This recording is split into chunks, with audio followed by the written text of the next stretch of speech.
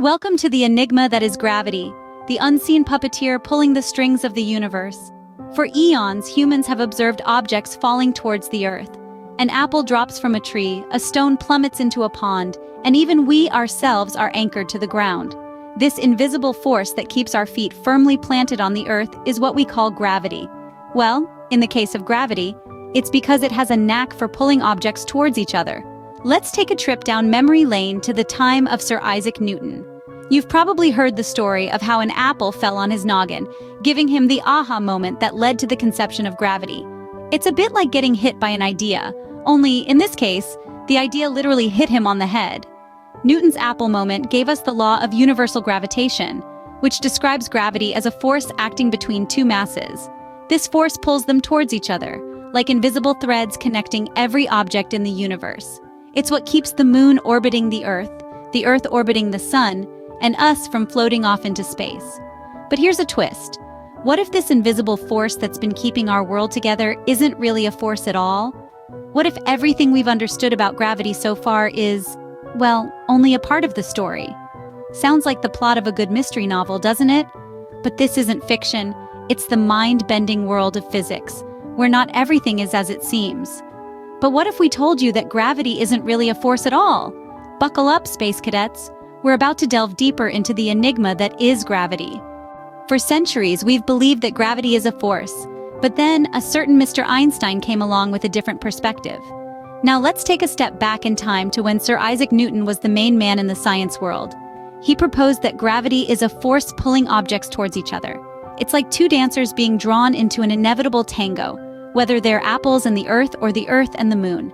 The heavier the dancers, or the closer they are, the stronger the pull. This understanding served us well and gave us the ability to predict the motion of planets, launch satellites, and even land a man on the moon. However, a certain genius named Albert Einstein came along and said, "Hold on a minute, what if we've been looking at this all wrong?" Einstein suggested that gravity is not a force, but a curvature in spacetime caused by mass and energy. Imagine a trampoline with a bowling ball in the middle. It naturally curves downwards under the ball's weight. Now, if we roll a marble along the edge of the trampoline, it will spiral towards the bowling ball, not because the bowling ball is pulling it, but because the marble is following the curve of the trampoline. Einstein called this theory general relativity, and it's a bit like saying, gravity? Well, it's not you, it's the space around you. With Einstein's theory, we could not only explain Newton's observations, but also predict the bending of light around massive objects and the time dilation near massive bodies or at higher speeds. It was like we'd been driving around with a decent GPS that got us to our destination most of the time, and then Einstein handed us a top-of-the-line navigational system that could pinpoint our location to the millimeter and even tell us the local time. So, according to Einstein, gravity is more about geometry than force. Intriguing, isn't it? Einstein had what he called his happiest thought when he imagined a man falling off a roof. Sounds rather morbid, doesn't it? Well, not quite. Our story begins with a man, a roof, and a thought. Picture this. A man is doing some repair work on a roof. He slips, loses his balance, and begins to fall. For most of us, this is a terrifying scenario. But for Albert Einstein, this was a moment of profound insight. As the man falls, he experiences something quite peculiar. His hammer, which slipped from his hand, is also falling. But from his perspective, the hammer seems to be floating next to him, not falling. This is because they're both in a state of free fall, moving together towards the ground at the same speed. Now imagine if the man and his hammer could keep falling, never hitting the ground, just falling and falling. In this scenario, the man would feel weightless, and his hammer would continue to float next to him, an effect similar to what astronauts experience in space. This thought experiment led Einstein to a revolutionary understanding of gravity. He realized that the man isn't feeling his own weight, not because gravity has stopped pulling on him, but because everything around him, including the very fabric of space-time, is also falling. Einstein's big idea was that gravity isn't a force pulling objects downwards. Instead, it's a curve in the fabric of space-time caused by mass and energy. Objects move along these curves, like a marble rolling down a funnel. That's why the man and his hammer fall together. They're both following the same curve in space-time. This was Einstein's happiest thought, a simple yet profound realization that changed our understanding of the universe. It was a leap towards the truth, a step away from the notion of gravity as a force and a stride into the realm of gravity as a curvature in spacetime. So in a way, gravity is like an illusion, a trick of the light, or should we say spacetime. Now, let's try to wrap our heads around this whole curvature of spacetime business, shall we? Imagine you're walking on a trampoline. When you're alone, the surface is flat, but when a bowling ball is placed on it, the trampoline curves around the ball. This is a simple way to understand spacetime curvature. Spacetime is like the trampoline, and the bowling ball represents a mass, like a planet or a star. When a mass exists in spacetime, it causes a dent or a curve, just like the bowling ball on the trampoline. Now say you roll a marble on the trampoline. Without the bowling ball, the marble would just go straight. But with the bowling ball, the marble's path curves around it. This is similar to how a planet orbits a star. It's not that the star is pulling the planet in, but rather the star's mass is curving spacetime, and the planet is just following that curve. And it's not just mass that can curve spacetime. Energy, too, plays a role. The more energy an object has, the more it can curve spacetime. Think of it like this. The bigger and heavier the bowling ball, the deeper the curve on the trampoline. And a really, really heavy bowling ball might even cause the trampoline to tear, creating a hole. This is quite similar to a black hole in space, where the curve in spacetime becomes so steep that nothing can escape it. But remember, this is a simplified analogy.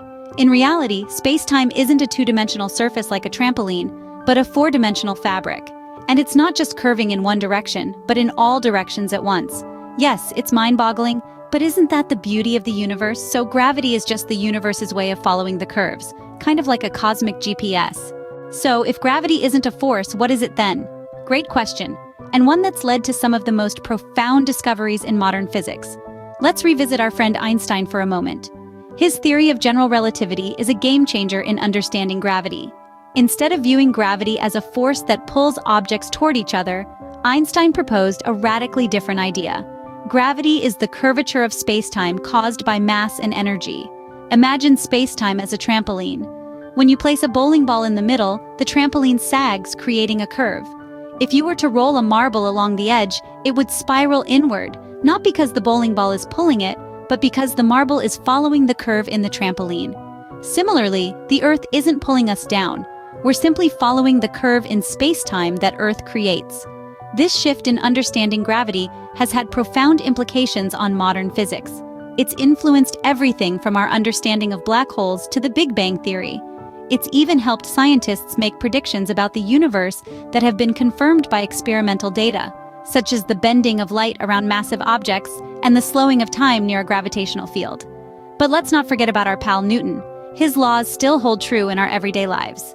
If you're playing catch or calculating a rocket's trajectory, Newton's laws will serve you well. But if you're delving into the mysteries of black holes or the origins of the universe, you'll need Einstein's theory of general relativity. And what about the apple that supposedly fell on Newton's head? Well, it wasn't so much that the apple fell, but more like the Earth rose up to meet it. That's a bit of a mind-bender, isn't it? Let's wrap this up with a little twist. Gravity, then, is not pulling us down, but rather spacetime is pushing us around. So, we've taken quite a journey from falling apples to curving spacetime. We've unraveled the enigma of gravity, exploring its nature from Newton's perspective to Einstein's revolutionary ideas. We've traced the intellectual leaps that led to Einstein's happiest thought, the image of a man falling. This thought experiment, this delightful daydream, led to the stunning realization that gravity isn't a force at all. Instead, it's the result of the space-time continuum bending and curving around massive objects. It's like a cosmic dance, where planets and stars gracefully glide along the contours of space-time, creating what we perceive as gravity. It's an illusion, but one that keeps our feet firmly on the ground and the Earth orbiting the sun. So was this journey mind-bending? Absolutely. But hopefully it's also been enlightening, enriching your understanding of the universe we inhabit. The next time you drop something, remember, it's not gravity's fault. Blame it on the curves of space-time.